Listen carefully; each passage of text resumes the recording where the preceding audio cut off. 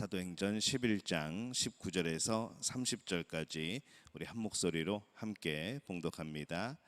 그때에 스데반의 일로 일어난 환난으로 말미암아 흩어진 자들이 베니게와 구브로와 안디옥까지 이르러 유대인에게만 말씀을 전하는데, 그 중에 구브로와 구레네 몇 사람이 안디옥에 이르러 헬라인에게도 말하여 주 예수를 전파하니, 주의 손이 그들과 함께 하심에 수많은 사람들이 믿고 주께 돌아오더라. 예루살렘 교회가 이 사람들의 소문을 듣고 바나바를 안디옥까지 보내니, 그가 이르러 하나님의 은혜를 보고 기뻐하여 모든 사람에게 굳건한 마음으로 주와 함께 머물러 있으라 권하니, 바나바는 착한 사람이요 성령과 믿음이 충만한 사람이라. 이에 큰 무리가 주께 더하여지더라. 바나바가 사울을 찾으러 다소에 가서 만나매 안디옥에 데리고 와서 둘이 교회에 1년간 모여 있어 큰 무리를 가르쳤고, 제자들이 안디옥에서 비로소 그리스도인이라 일컬음을 받게 되었더라. 그때에 선지자들이 예루살렘에서 안디옥에 이르니, 그 중에 아가보라 하는 한 사람이 일어나 성령으로 말하되 천하에 큰 흉년이 들리라 하더니, 글라우디오 때에 그렇게 되니라. 제자들이 각각 그 힘대로 유대에 사는 형제들에게 부조를 보내기로 작정하고 이를 실행하여 바나바와 사울의 손으로 장로들에게 보내니라. 아멘. 할렐루야. 하나님의 은혜가 오늘 새벽에 하루의 첫 시간을 주 앞에 드리는 우리 믿음의 가족들에게 함께 하시기를 예수님의 이름으로 축원합니다. 오늘 말씀이 안디옥 교회가 세워진 그런 내용을 담고 있습니다. 스데반의 순교 때에 많은 헬라파 유대인들이 이 로마 제국의 곳곳으로 흩어지게 됩니다. 특히 중요한 곳은 이 안디옥에 온 사람들이었죠.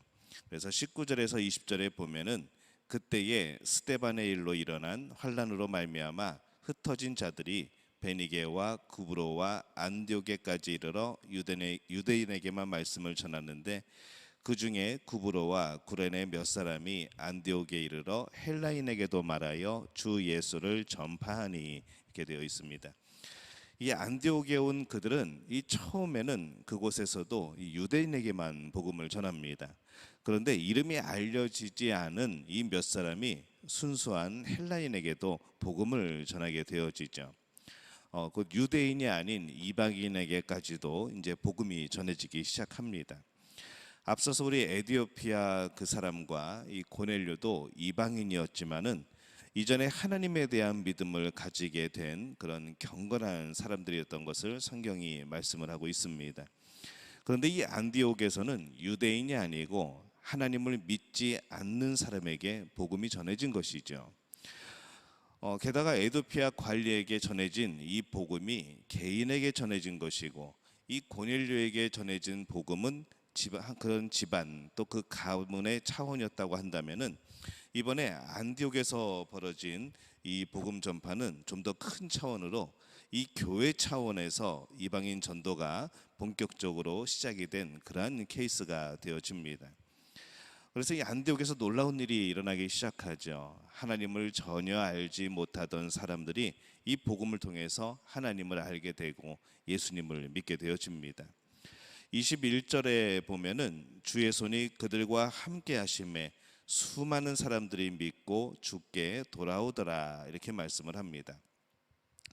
유명한 어떤 사도가 있었던 것이 아니라 이름도 알려지지 않은 사람들에 의해서 안디옥 교회가 형성이 됩니다.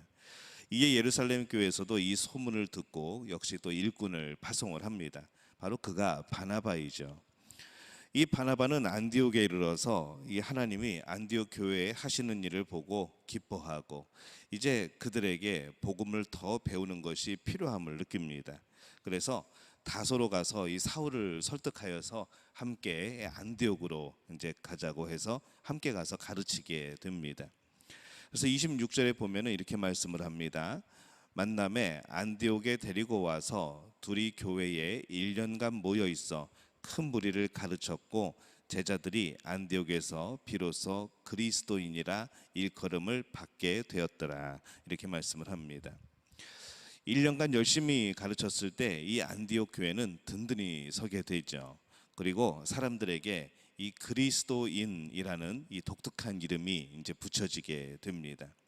왜냐하면 그들이 모이면은 그리스도를 말하고 또 그들이 모여서 그리스도를 따르기 때문에 그런 것이죠. 그들은 황제의 이름도 아니고 이 귀족의 이름도 아닌 바로 십자가에 못 박힌 죄인의 이름을 그렇게 중요하게 여기고 주로 삼습니다. 그래서 이 세상 사람들은 어쩌면은 조금 멸시하는 의미에서 그리스도인이라 그런 부른 사람들도 있었겠죠.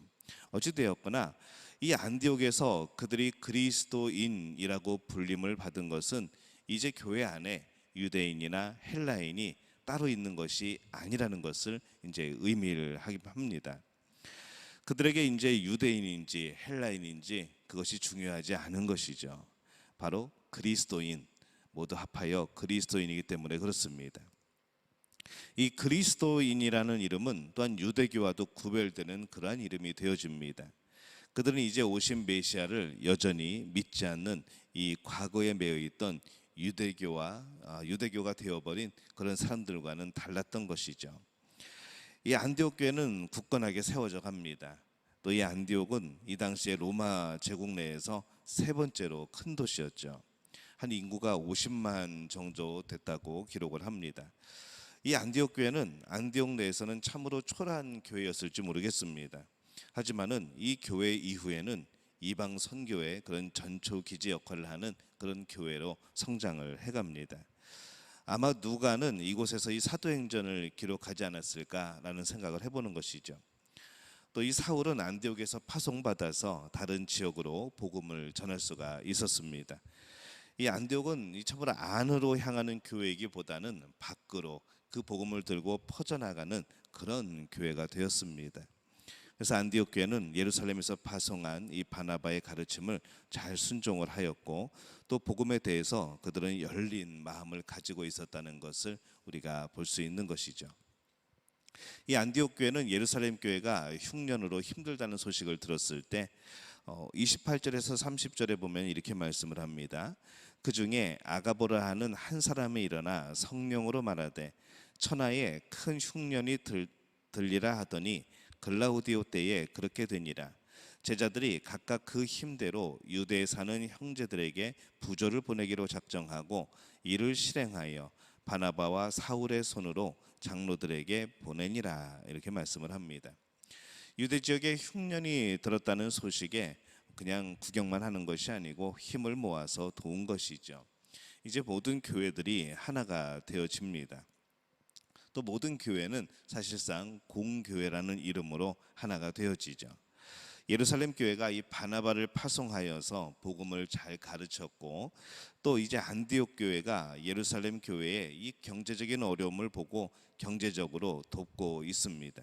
이 교회는 이제 하나가 되어지는 것이죠. 복음의 불모지였던 이 안디옥의 이름도 알려지지 않은 사람들에 의해서 교회가 세워지고 또 열린 마음으로 잘 배우고 또한 잘 나눠주는 그런 교회가 되어집니다. 아주 그 시대의 사명을 잘 감당하는 그런 교회가 되어지죠. 지금은 비록 거의 흔적도 없이 사라져 버렸지만은 당시에는 이 안디옥 교회가 중심이 되어서 복음이 전해집니다. 오늘날 이 교회가 안디옥 교회 같은 역할을 해야 합니다. 열심히 잘 배우고 열심히 복음 전하고 또 서로 섬기는 그런 교회가 되어야 하는 것이죠. 모든 교회는 그리스도인이라는 이름으로 하나가 되어집니다. 유대인과 헬라인이라는 그런 구분이 그리스도인이라는 이름으로 사라졌듯이 그것처럼 이 교회가 이 공교회성을 회복해야 되는 것이죠. 서로 경쟁하는 것이 아니라 신앙의 경주를 하고 서로 하나님 안에서 살아갈 길을 찾는 것이 바로 우리들의 모습이 되어야 합니다. 그래서 우리가 이 인도네시아에 있는 우리 교회들의 그런 공교회성을 위해서 서로 우리가 기도하고 또 서로 협력할 필요도 있는 것이죠. 또한 우리가 이 하나님이 맡겨주신 그 사명을 온전히 감당하기 위하여서 또 우리의 주신 비전과 꿈을 향하여서 힘차게 달려나가는 것도 바로 우리 교회가 감당해야 될 일인 줄로 믿습니다. 우리 그리스도인이라고 하는 그러한 이름으로 불렸던 이 안디옥 교회 사람들의 모습을 보면서 우리 세상 사람들이 우리를 무엇이라 부를까라는 생각을 해보게 됩니다. 여러분들은 세상 사람들로부터 어떤 이름으로 불려지기를 원합니까? 그냥 사장님 그런 거 말고 그리스도인, 정말 예수님을 잘 따르는 경건한 사람. 저 사람은 또 많은 옛날에는 어쩌면 비하하는 것처럼 들렸을지 모르는 예수쟁이라는 그 말들, 우리가 바로 우리의 정체성을 회복하는 그러한 이름인 줄로 믿습니다. 우리 모두가 하나님에게는 정말 귀한 자녀로, 또 이 세상 사람들에게는 그리스도인이라 불릴 수 있는 복된 우리 믿음의 가족들이 되어지시기를 예수님의 이름으로 축원합니다.